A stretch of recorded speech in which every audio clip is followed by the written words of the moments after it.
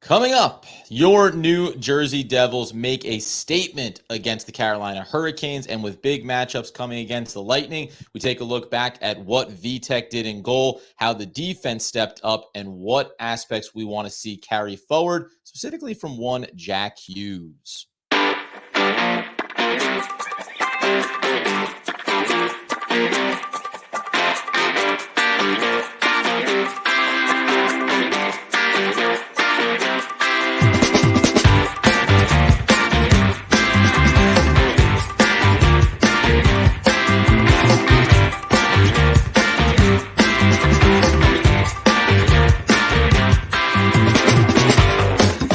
Yes, sir. It is the Devil's Puck Luck podcast, where we are your hosts right here in front of you on YouTube and on the podcast feed. My friends, Danny McDonough at Danny the Face on Twitter. Very aggressive. I'm Adam Armbrecht at Adam Armbrecht on Twitter. You know me covering the New York Giants on the One Giant podcast with Andy Mack. You know me covering the Brooklyn Nets on the Locked On Nets podcast. Podcast is fine tonight. That's fine. Podcast Pate with Doug Norrie. And then he is obviously the 20-year season ticket holder, a man that drinks the blood of the New Jersey Devil mascot. I've heard that that's kind of your ritual. NJ's the man. Why would I drink his blood? That's just... Oh, I don't know. That's like a... It's getting a little crazy in here. Yeah, like a pagan ritual.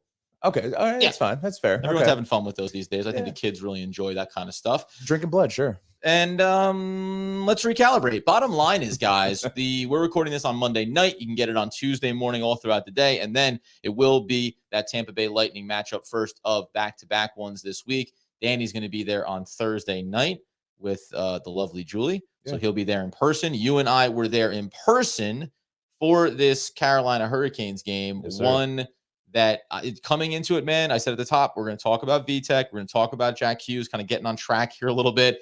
Still talk about some funny moments on the ice that these guys seem to have. Timo, and then the defense. There's a lot of things we want to get to, including Jesper Bratt. Did not see this one coming. Like, not the way that this one unfolded. Thought it was going to be a good game, but shutout. I think we were expecting more goals, obviously, right? Not just, I mean, 0 goals for Carolina. I think that if we said that before the game, we'd be like, no way is that happening. 0% chance. You know, especially them getting shut out by Vegas the night before, losing 4-0. You thought Carolina was going to come out, and they knew the Metro, being tied for the Metro was on the line, and the Devils just dominated them, especially the third period, shutting it down. Yeah, so we're going to get into some key stats. I really thought, especially early on the defensive side of things for New Jersey. But we have to start with the man in net, because we spent the first handful of episodes of our podcast discussing Vitek, where he's been struggling, how Schmidt is making a case, young player, you know, maybe we want to talk about turning the tides here as they go to the playoffs. But here's the way that I go to the cards. Was looking at this one. You tricked me out a little bit there. I thought you were going to throw it like you usually do, but go ahead. I haven't read them yet. Move on. If I threw it, then I have to go pick it up. Not time for that. On the season right now, Vitek has a .910 save percentage. He's 5th in the league with record 28-7-3, and the goals against average is 2.48. That's good for 10th in the league. However, over the last 6 games, he has not hit that save percentage or come anywhere near it. We all know that, unfortunately. And so, like, you end up having this trend kind of building. Now, you go back, like, I think, like, a handful of games before that. He's right around the mark there, essentially. Also, remember, too, before this shutout, even though they had the loss against Toronto 4-3, the 5-4 win, it's against Arizona. So the fact that you're winning the game as the goaltender is not necessarily great when it takes you 5 goals to do that. And then the most important one, had the win against Colorado 7-5. Right. He did not finish that particular matchup. How important was it to see this game from him where he looked absolutely dialed in?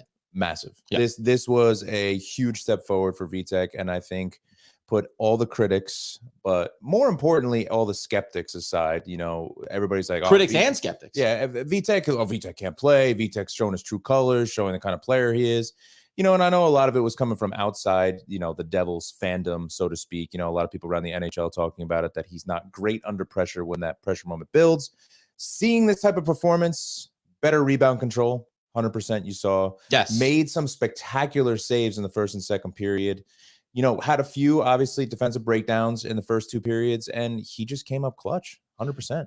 Yeah, the rebounding, I think, was a big one of it, too, because that was the contrast between him and Schmidt, I felt like, in a lot of the performances, was just not and this ties into defense as well for the Devils. The Devils haven't done a great job protecting the backside of the goal on some of those shots coming in from, say, the left, and then getting extra feeds and opportunities to the right. But Vitek has been kind of responsible for laying some very soft rebounds out in front of the goal, and then bad marking combined with that led to some easy looks. It's funny, the game prior when Schmid played in goal, the big talking point was just, man, he's really tracking the puck well, moving from side to side in his net. I thought that Vitek, it's like in the old, can the veteran learn something from the young kid? Maybe being a little bit more active just in terms of where you're setting yourself inside the post from side to side. Absolutely. Not just that. I think that Schmid playing well has put more pressure on Vitek to play better, you know, and that's a great thing. And Schmid being phenomenal lately that we've seen, it's like you said, he's taken some things that he sees off the ice, watching the games and being able to put it back into his game, just the simplistic things. We talk about it all the time to the Devils. Just simplify your game. Simplify the passing, right? It's the same thing with goaltending. Just make sure you don't give up those big rebounds. Make sure you're in the right positioning when a specific line is on the ice for the opponent, you know? And I think that he did that. I think that everything that he's doing in practice, obviously, you know, he's working on everything in practice, really shine through against Carolina and in the best spot imaginable. Yeah, and those moments matter. I think sometimes being taken out of the game, being able to sit on the bench and watch something else happening. It sucks. It sucks as a goaltender, as a player, right? When we're playing sports back in the day, you're taken out. We're sulking as young kids. We're like, oh, man, we got this coach. This is terrible. That's exactly how you sounded back then. It's crazy. What a great impression. I still sound like that. You know, I'm playing men's hockey league. You know, I sound like that still. I was working on my Sylvester Stallone when we were driving up to the game. It wasn't great. I mean, you need a little work on it. No. It was all right. Be the coach. Pull me from the game. All right, Vitek, you're sitting. Let's go. What went wrong out there? I was on the side of the post. I ate some raw eggs. That's solid. You can get in the comments on that. Here on Devil's Puck, look, Adam is going to try a different impersonation every time, I think. Watch this one. We should probably do that. Noodle salad. That's a young Jack Nicholson. You're welcome. Now, the other things that we can talk about beyond Vitek then, in this game in particular, why was it a shutout? He had a great performance. That's certainly the case. 32 shots from the Canes. There was a stretch early in this one where we were like, the Devils, they're going to be a windfall. I think they had 9 in the first period, and then it's 19 by the end of the second. And they finished with 23. So that one slowed down certainly, but that's okay. But before we even get to that, I want to focus on... It's a little misleading. That's why we'll get to 100%. Because there's reasons why that ends up being the case.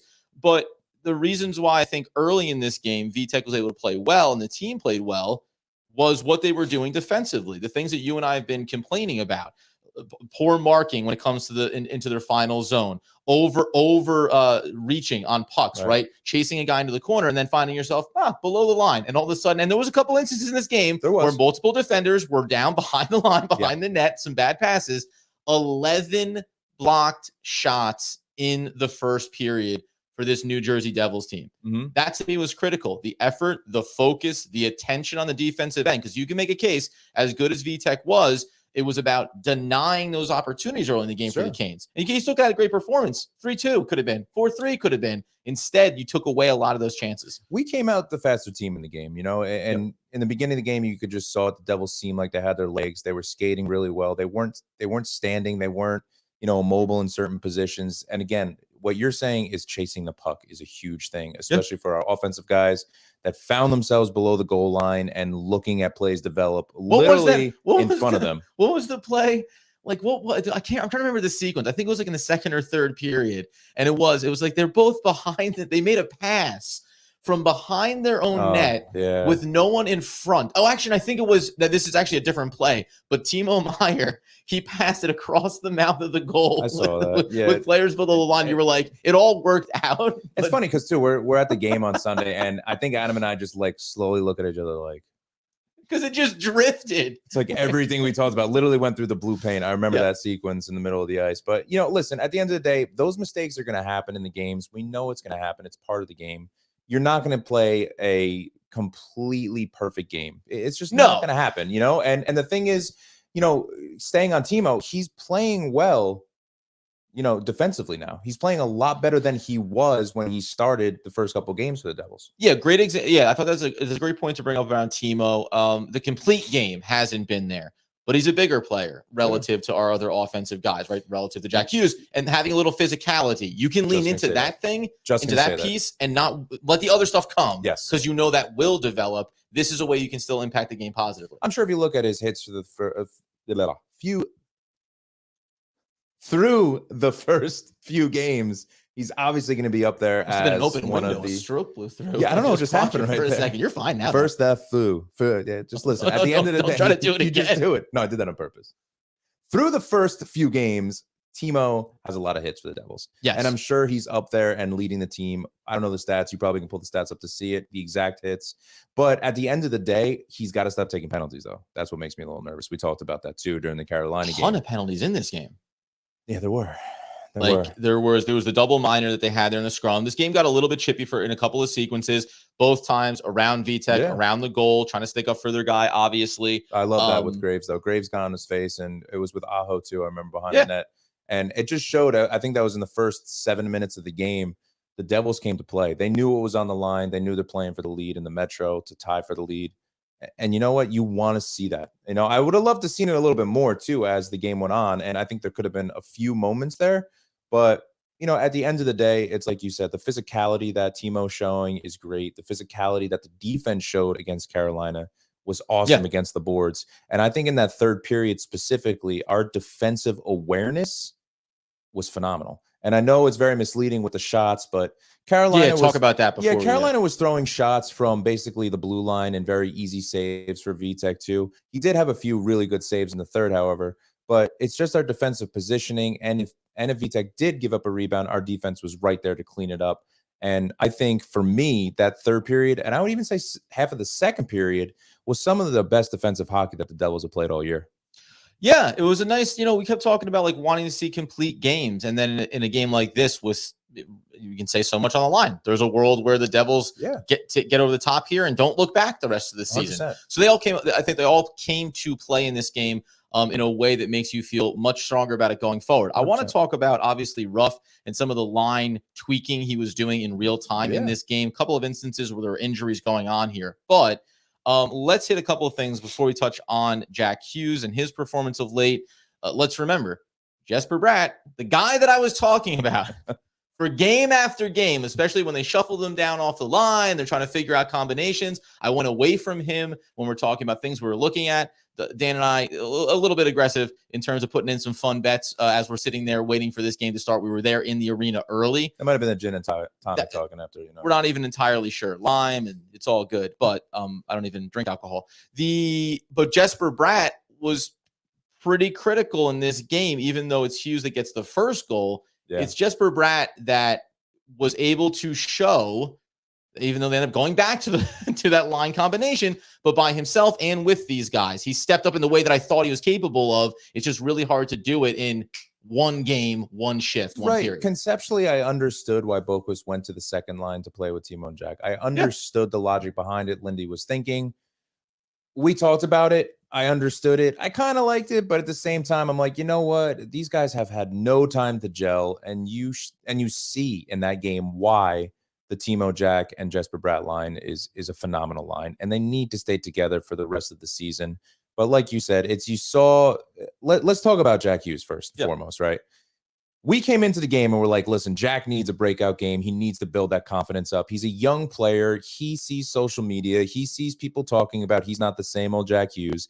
He came out and he scored the first goal, which turned out to be the game-winning goal. Yes. And just the fact that he got on the board that quickly with an amazing defensive takeaway in Carolina's zone, beating the goalie, through the 5-hole was a phenomenal spark, not just for the fans. That building was loud in the first period, but for Jack, man, that must have been such a weight off his back to get that goal and to feel more confident moving forward for the rest of this game. It's funny, the Nets, by the way, another basketball team. You can check them out too. I got a lot of things, a lot of strands rattling around the old duder's head. But the Devils, who have been able to win hockey games, there was 6 straight games coming in for Hughes with 0 or negative in the plus minus. Correct. Yeah. So you're leaning on Dawson. Obviously, you're leaning on other guys to pick up the slack here. We have Holla come out of nowhere and give you a couple of really great games, offensively speaking. So you're able to lean on other players here. But that Hughes goal, the thing you liked the best about it was gets the turnover. It's mostly a straight line, does what he needs to do to get himself to space and find that 5-hole, as you mentioned, off the left side there. But we know so much of his work, the extra stuff. He had some great sequences in this game. If we go beyond the goal, where he did a nice job holding up the action of the puck without occupying too much space, though. Right. Nice little loop around on the boards inside the own zone to wait for the shift change, to wait for guys to get up. Too many times we've seen recently the overskating where he goes, yeah, I'll occupy the puck, but I'll kind of do it in between the neutral zone. Right. I'll get around 2 or 3 other, opponents and give chances to lose it. And so that's clean it up. Exactly what we're talking. Not to cut you off, I'm sorry, but exactly what we've been talking about.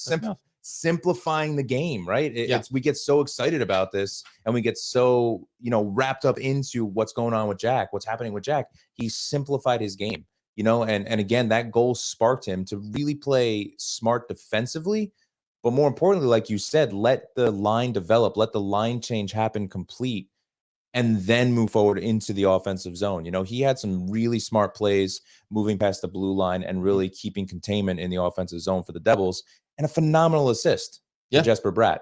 So this is a big step in my opinion, and I think these next 2 games against the Lightning, I think you're going to see the old Jack, and we'll knock on wood, of course, but let's hope that he's turned the page and he's not going to be gripping his stick as tightly. And, let's hope for some multiple point games moving forward. Let's remember, too, you said this when we were at the game, in regards to switching up the lines and, Ruff doing it literally in the flow of the game. Sure. Now, on the one hand, you can say, hey, like, just go with it, be consistent with it. And I think it'll get to that place. But you made the point at the game of earn it. You've been a mess. Meyer, Hughes, Bratt. I think Bratt was the collateral damage of that line in that particular instance, because you're not going to move one of those 2 players down, right? If someone's going to get moved, it'll be Bratt. And not that he wasn't struggling, but it was saying like it wasn't good enough in the first couple of games. Earn it, like get it back on track, and that means show it individually, and then we know that that's the combination you want there on that second line. It's the most dynamic, it's the most dangerous, it's going to be the most consistent. But you can't expect, like, if I'll push back on fans if they say you're being, too willing to try and experiment. There's not a lot of time before the playoffs. Listen, you got to light a fire. You got to light a fire under Vitek. You got to put Schmidt in net to say, hey, dial it in. You got to be focused here. And now, if you keep doing it game over game, I'm going to turn a corner at some point. But hopefully this was the jumping off point in a really big spot. All of those players, while to different degrees, had some of their best games in recent games. What's crazy too? It's people don't realize how grueling an NHL season is, especially for younger guys. 82 games mentally, not just physically, it's exhausting. Yeah. And getting in your own head and really, just pressing too much yourself, and why am I not getting any points the last 6 games? What am I doing that's wrong? So I think for Jesper Bratt moving down to the third line, we see it as like, hey, listen, the third line's been absolutely on fire. That's not really a demotion. Right. But to Jesper Bratt, that's a demotion. You're not playing with Timo and Jack. Right. You know what I mean? That's a demotion. And for a guy who wants some money in the offseason, you're like, I know where my bread is buttered. I don't want to be talked about as being, well, you're more of a third line guy for us. Right. And Lindy Ruff has that old school mentality, which we know. And I know a lot of Devils fans don't like him. And he awarded Boquist. Boquist was playing great. He scored 2 goals. That third line was clicking. And he's like, you know what? We're going to put you with 2 of our superstars. Let's see what you can do. And unfortunately, Boquist hasn't had the best of games the last few games, but that's all right. Listen, that's going to happen. Boquist is still playing responsibly defensively. He's still playing great. Yeah. But he was a little banged up too. We saw in the Carolina game. Was that second period? He just kind of like gave a little the old one-legged shuffle off to the bench when you know something's a little bit ailing you. So point being is that line did come together again, the Timo, Jack, and Bratt line, and they were absolutely phenomenal. They were great. Okay, the other thing then coming out of this game too was the defensive performances that I thought were really strong in this one. Pause. A guy we're not going to talk about right now. Maybe we'll talk about it looking at the Lightning matchup. But we've given out 2 keywords for an opportunity to go to a Devils game on Danny. He's going to put up some tickets of his later this month. It is going to be March 21st. Hello. Against the Wild. Hey. And you'll have an option of where you want to sit. Oh, so I have peek behind the podcast curtain. There's multiple situations that you can explore. I know a lot of people like to sit in certain spots. So I have 2 in the lower bowl, and I have 2 which are my season tickets. Yes. Which Adam and I love because it's row 1 mezzanine center ice. So it's perfect view of the ice. You can see everything. We love those seats. Yeah. But I do have 2 lower bowls. So, if you are going with someone who likes to be a little closer to the action, we got you. So there you go. And so we're not going to tell them this time what the other 2 secret words were. You got to bet. Not the yell about. I mean, it's hard. I'm sorry. But we can, calm down a little. You know what I mean? It's good. It grows on you. But this one is going to be tuna. We all know that's referring to the great Tatar, who really we're not going to discuss much when it comes to this Carolina game, not for any reason other than there's so many other things we want to look at, like players that had really good games. Siegenthaler, you were in full bloom love with him from the mezzanine, looking down on him. I think Wood, you were really excited about too. You spent like 20, 30 minutes in between periods, just like, oh, this guy, we got to pay him. I'm talking like $6 million a year contract, 5-year deal. It was very aggressive. But no, Siegenthaler played really well in this game. We got to see the one that it was coming out of the Devils zone. Dougie Hamilton just laid a nice blow on a Kane as he was trying to clear out of the zone there. Just good physicality, good presence. Siegenthaler especially, though. And then there's another guy I do want to mention, but what did you like so much about his game against the Canes? Siegenthaler was so aggressive against the boards. He was winning every puck battle, and I think that's what you need from one of your star defensemen, And the thing is that you hear Hamilton's name as your number 1 defenseman all the time, just the name Hamilton. Marino, we know. Marino has been playing phenomenal. Well, I was going to throw that in. I was like, the unsung hero is Marino because the reason why you like him is because you're never, and not to praise or knock Wood or Siegenthaler. It's like, oh man, what a great game from player X. Sure. Marino, it's, oh yeah. Like that's the expectation. Like you don't talk about him because he doesn't make mistakes. He's consistent play. That's the old school mentality. If you don't hear a defenseman's name called a lot, that means he's most likely having a good game because he's shutting down the opposing top 2 lines. And what's great about Siegenthaler is you heard his name a lot in this game because he was, for all the right reasons. He was physical. He was to every puck on the boards behind our net. He was pinching in the right moments too, in the offensive zone, and he was all over the ice. He looked great. I thought that he actually saved a couple potential turnovers from Dougie. But that's a story for another day. We know that Dougie's going to be a little loose sometimes with his passes through the center of the zone. But he was where he needed to be defensively at all points in this game. And I thought, to me, he's the unsung hero that is not going to show up on the top 3 stars. And I thought, pinching, while it certainly sparked and gave some guys a giggle, getting Hughes, gave him a little pinch there. I thought that was nice. Were you waiting but on not that necessarily for like a few episodes in, or? No, it just felt right. And you only talk about it when you see it. When you see it on the ice, that's when you bring the attention to it. We're going to turn our attention to this Lightning game, just talking about a little bit league-wide about what's going on here, because every game matters more and more for positioning in the standings. The last little footnote, though, was we did see McLeod, who just continues to grow on. Like, I just really like watching him play. I think he's another guy that does a lot of the little things the right way. They tried to use him, Ruff did, just to win some faceoffs, because the last footnote out of this game was 62-37 on faceoffs in favor of the Canes. Like, it was a rough one, 32-19. And for all those blocks that they had by the end of this one, 14 blocks. It actually flipped the script on the back end of this in the third period, where the Canes were getting the block shots defensively. And the Devils weren't playing nearly as aggressively on that end.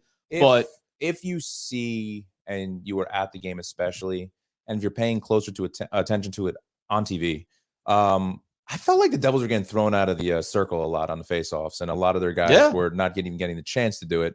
McLeod didn't have a great game, faceoff wise, but listen, that's bound to happen. It's a guy that's 60% on faceoffs. We can't expect him to be out of this world every game. I'm not too concerned about that. I think the fact that we were dominated in the circle faceoff wise and still dominated the game 3-0 is a great sign. No, these are some of the things I'm bringing up. It's like, now game flow dictates it. You lose the shooting battle. You lose the face-off battle. It was 7 total penalties in the game, 5 power play opportunities because the double minor is mixed in there, 4-on-4 action. Like, there's plenty of things. If you look at this is always we talk about in any sport. Look at the box score. It can tell you one thing.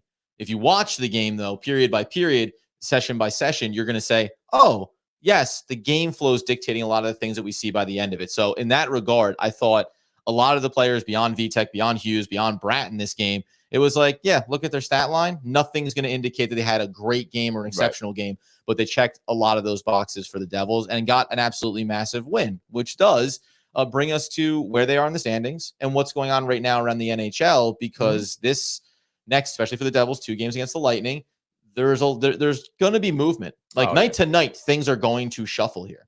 I think the lines are going to stay intact. You know, no, I don't mean lines. I mean, sorry, positioning wise in the playoff standings. Absolutely, yeah. Lines are going to stay intact for the Devils. Let's just hope that Boquist is all right. I think this might be the game that you see Lazar inserted into the lineup, maybe. For Lazar. He's like a phantom or a vapor, my guy. He's not real, guys. The man's not real. It was nice he was warming up, though. It was nice seeing him on the ice. You know, I could see him coming in for Boquist if Boquist was a little banged up. We watched him warm up, and then like we're like, no, he's not playing. No, we didn't think he was playing. Yeah, we're like, wait a minute, this doesn't make sense. But no, listen, the standings, this is going to be a fun finish. You know, it's especially for the top of the Metro. You know, I think the Rangers now, you know, with that loss to the Pens are catching up pretty quick on the Rangers for that third position. I think the Rangers are going to hold on to it. Yeah, 6-pack. Yeah, I think the Rangers will hold on to it. And at the end of the day, it's then you start to think about, you know, you want to be number one in the Metro, but at the end of the day, does it matter? Honestly, to you, does it matter getting that number one in the Metro? Maybe. You know, to me, I'm not. I'd rather play the Penguins than the Rangers first round. But you got this. The East is such a juggernaut that I don't think it'll matter as much. But I think the Devils have the capability. Let me just preface this by saying that they can win the Metro. Yeah, I think. Okay, let's say they win the Metro, and then you don't know how it shakes out behind it, or they don't win the Metro, but it comes down to the final game and a little bit of puck luck here or there, which, by the way, namesake of it, and the puck luck in the Canes game was like on point. There wasn't a lot of instances of it, but it's something that we've been talking about like game to game about, you know, is it the kind of game where you're watching for, oh man, chew off the post, right? Off the crossbar, one way or the other, get lucky or unlucky. Right. That didn't really exist inside of that Canes game as well. But my point being when it comes to standings is, and the playoff matchup, if they're playing well, it's all relative, especially more in hockey than almost any other sport where the matchups are going to be so difficult. The East is going to be difficult no matter what. So any world where if you're a Devils fan and you approach the playoffs saying, gosh, I'll hate to have to face Team X, whoever it is, wherever they are, I think you're doing a disservice to what this team has accomplished over the season. You shouldn't be scared of any matchup. You should be going in with confidence and with the expectation. We need to play our best hockey. We need to have our goaltender be on, and we can beat anybody in a 7-game series. I 100% agree. I think you hit the nail on the head with that. I'll blend it here then. No, but you're right. It's at the end of the day, you're not a scrapping team trying to fight in for the playoffs. And if you face the 1 seed, that's a lot harder. You're one of the best teams. You know, and a lot of people gave me the argument a couple of days ago is that the Penguins might be more of a difficult matchup because of more of their veteran presence. You know, and they're saying maybe this is the last shot for Evgeny Malkin and Sidney Crosby. Maybe this is their last shot that they're going to go for it. Wasn't last season their last shot?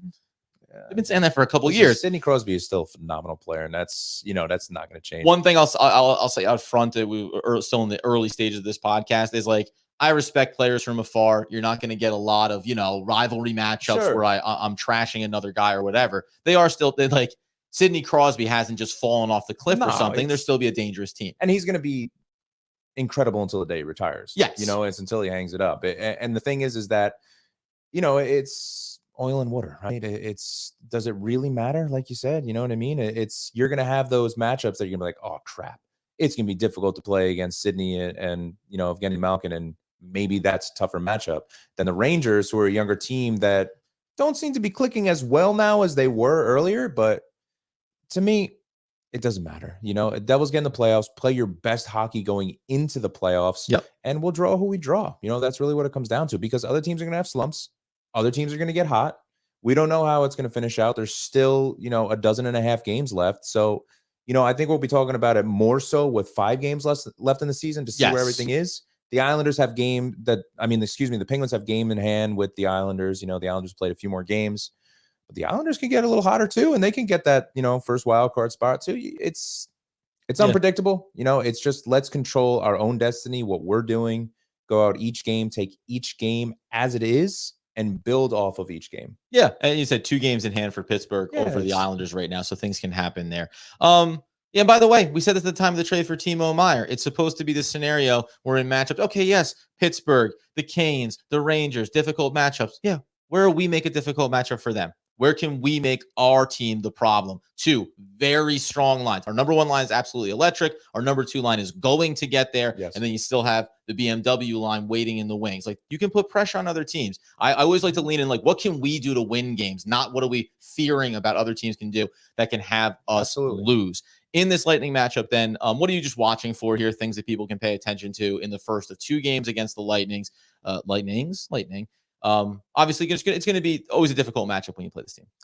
Yeah, I think that knowing that they play each other 2 games in a row is very interesting. I think that you're going to see a lot of physicality up front. I think the Devils need to match it. I think that's very important. Another opportunity for Timo to play physically in his offensive line. Absolutely. Yeah. And I also think that the Lightning have a bit of bad puck luck, actually. They've lost some games in overtime. They're in all these games that they're losing. I think they're like 2-5-2 in like their last 9 games or whatever it was. I saw a stat. That does not matter. Throw that out the window, because realistically, the Lightning are a phenomenal team. They're going to be a phenomenal team against us. You know they're going to play well as a veteran team. So we have to come out and we have to play fast. That's what we've been talking about the last few weeks, is Devils coming out strong, playing fast, getting to the puck, simplify your game. And those opportunities are going to happen for us offensively. Yeah, losers are 7 out of their last 5, lost to the Jets in the most recent one, 3-2. 5 out of the last 7. Yeah. What did I say? 7 out of the last 5. That's how bad they've been. They gave them extra losses. So they only played 5 games. They said, God, it's so awful. 2 more. Put 2 more on the ledger. You're not good enough. Yeah. So, and I think that that's like a big part of this too is, and we said this every single time, physicality. Yeah. Veteran teams and physicality are they're good litmus tests, but I'm still going to. So let me ask you this. Yeah. If they play these 2 games against the Lightning, what do you need the result to be to not diminish the 3-0 shutout against the Canes? Just solid play, especially by Vitek coming back. You don't want to see him have a 3-0 shutout game. And if he's playing Tuesday, you don't want to see him give up 3 or 4 goals. I'd like to see. Yeah, you're right. Let's not have what we think is the jumping off point turn out to be just like a blip on the radar. But also that's also contingent on defense playing well. Sure. Too. You can't just go out there and be like, oh, Vitek gave up 3 goals, but then you see the defense giving up, horrible plays, horrible mistakes, horrible turnovers. It's all contingent on the defense, but more importantly is just to continue to build the confidence for Vitek. I think that's really important coming down the stretch, excuse me. He's fine. But more importantly is going back to that Twitter post with Vitek when he was pulled in that Colorado game, is seeing him so hunched down. I thought that could have been like the end. Like, you know what I mean? When you see that type of, I was nervous. And to see what he did against Carolina was awesome. But against the Lightning, here's what I want to see. I want to see Jack, Timo, and Bratt continue their offensive power. I want to see the top line continue to do what they're doing, because they're going to produce.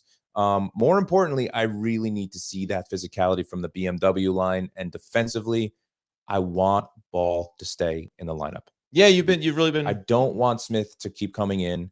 It's Ball had 1 bad game and he was pulled and he was yanked for a couple games. And this kid needs to stay in the lineup because he is a physical presence. He's playing so much better than he played in the beginning of the year. And he is going to be a staple, an important piece in the playoffs.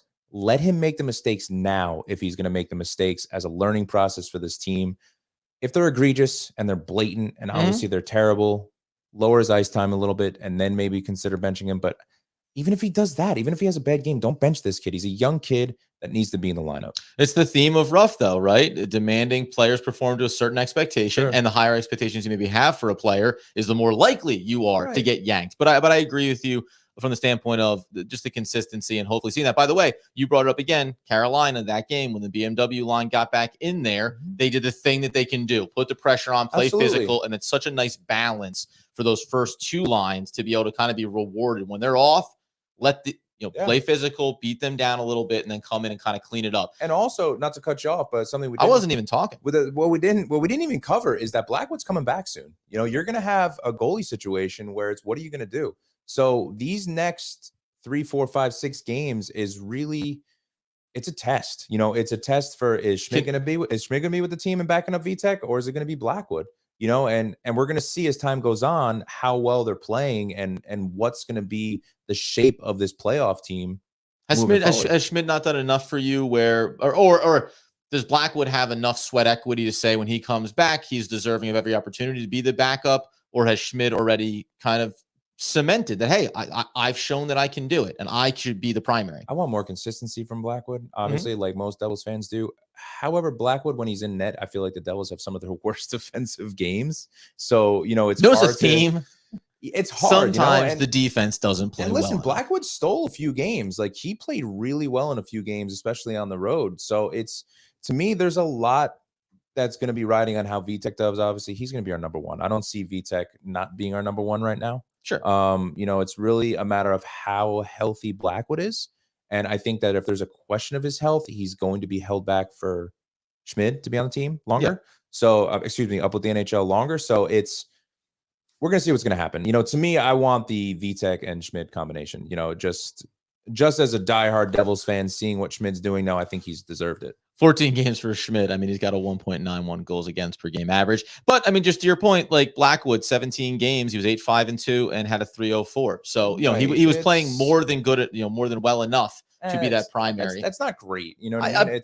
You're the backup. I mean, you're not, you know what I mean? I'll put it this way. It's more veteran present. Schmid's not proven when he's coming down the stretch, obviously, but Schmid's playing better. Yeah. And it's like you said, there's been playoff teams in the past where it's like you're riding a rookie goalie or a second-year goalie that's playing phenomenal in the playoffs. And frankly, you'll learn this about me too. Across all my sports teams, I always get behind young players. I always want to see them because I think there's always the unknown ceiling for them. Sure. So my vote would right now be for Schmid to stay up with this team and be able to play when it goes to the playoffs. Last footnote ahead of this game then, just when we talk about the Canes, obviously they have a game in hand over the Devils right now. Mm-hmm. Just so you know, though, they're going to be playing the Jets that came off the victory over the Lightning in their last matchup. Correct. But they have, after that home game, they're going to have 3 away games, which will conclude with the back-to-back against the New York Rangers. Maple Leafs, Flyers, double against the Rangers, and then they come home for a 3-game stretch, Maple Leafs, Bruins, and Tampa Bay. So if you're just talking about, we need to do what we can only control what we can control, and that's winning our games. Yes. But when you look over at the Canes schedule, even if they're playing good hockey,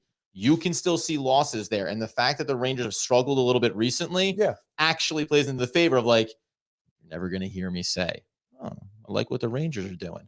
But if I want that number 1 seed, there will be a game here where I go, it's not the worst thing that the Rangers got a win here down the stretch of the season. Do you know what's absolutely incredible that no one thinks about or talks about with everything we see on Twitter, on Instagram, on social media? Yeah. Devils fans are so nervous about certain things, and they'll be so on top of defensive players or offensive players, as we should. It's part of being a fan, right? Yeah. Being critical. The Devils have the best record, better than Boston, since January 1st. That's crazy. And to think about that, we've had struggles, that we still have the best record in the 2023 calendar year is unbelievable. And take a minute as a Devils fan, when you want to actually start complaining about a certain game or a certain player, we all do it. I do it. Adam does it. We're fans. It's what's going to happen. Yes. When you take a deep breath and you sit back, you're like, holy crap, this team has been the best team in 2023. Yeah, you know what? When a team is this good, enjoy it. Try to enjoy it more. And even the Canes game, I thought you and I, we'll pat ourselves on the back here, did a very good job of not sweating some of the mix-up, some of the mistakes. Because you're watching a game where you win 3-0, it's a shutout. There's so many positives, and everything you mentioned about having the best record since January was just enjoy it. Right. Just enjoy it. And when we were watching the Caps game, when we were, Adam and I went out to a local bar here, and where are we, Point Pleasant? Yeah, down in Point Pleasant Beach. Yeah, you better believe it. Amendment 21, great place. We'll give them a little shout out. I know they're not sponsoring us or anything, but they're phenomenal. No, they're too good though. Local spot, phenomenal, great guys. Yeah, absolutely. And we were watching the game, the Devils Caps game, the away game, and you and I were sitting there. We were talking about the positives, because they had some defensive breakdowns and everything. We were talking about the positives, and the biggest positive of them all, Timo scoring in the shootout. Yes, it's taking that away. I know it wasn't a perfectly played game, but it's moving forward, finding those things that we're going to develop as a team. We're going to be more fluid as a team. Listen, like Adam said, enjoy the ride. This is what it's about. This is the beginning of a 5 to 10 year team that is going to be absolutely incredible. Yeah, and then playoffs. The playoffs are coming. The playoffs are coming. They have a chance to be in playoff series, to win playoff series, to make a lot of excitement. So I'm a big proponent of enjoying the ride. And then when the dust settles, whenever the season comes to a conclusion, you go ahead and you take a step back and you think about how much you want to spend on Miles Wood, bringing him back. 13, 14 million a year. Biggest contract in NHL history. That's for Danny to discuss. I can't justify how he feels about that player. I'm okay if he moves on. I wouldn't mind having him back, but I can't spend Sidney Crosby money on Miles Wood, even if we think he's a solid fourth or third line contributor. I can't do it. I thought we were keeping it positive. I like Miles Wood. All right, let's. Oh, there you go. Last positive before we get out the door, reminding you, first of all, you can get over to YouTube. You can subscribe to the channel. Turn on the alerts so you know when we're premiering our episodes. We're going to be doing some more lives. We're also going to be over on Twitter, whether it's at Danny the Face, at Adam Armbrecht, at Devils Puck Luck, where we'll be doing some spaces over there, especially in post game. So interact with us on all those platforms. Get the podcast ever you get those needs fulfilled. No, you got it. And then, guys, this hat right here was purchased at the Devils Arena at the Rock ahead of the Canes game. We are recording this on Monday night. I am not wearing this for the first Lightning game here. This is a hat that will adorn upon my head in critical moments for this team going forward. I also have the onesie. I don't know when that breaks out. That's probably a playoff special scenario. And you and I are starting to develop some like handshake agreements around things that might happen if they get, one seed. Maybe something happens. Let's not talk about what it is that the Devils need to do, but can we talk about what you might do if they do a certain thing? Oh, yeah. If they achieve certain goals, and the one seed isn't it. But if they achieve certain things when it comes to the postseason, we're going to be going full Mohawk, black and red. We're going to go ahead and adorn the colors of the New Jersey Devils. And then you'll probably end up seeing me when it comes to the games, coming to some playoff hockey. It'll be hard to miss a dude in a full Devils onesie with a Mohawk and this complexion. It's going to be like a light bulb that's burning out on top. So you can look forward to that kind of stuff here, all on the Devils Puck Luck podcast, man. We've really been enjoying kicking this thing off as this season is winding down. So hopefully you all are enjoying it as well. Follow us, support us as we continue to support you, the New Jersey Devils faithful. And as he is always on the ice, things will always be gravy.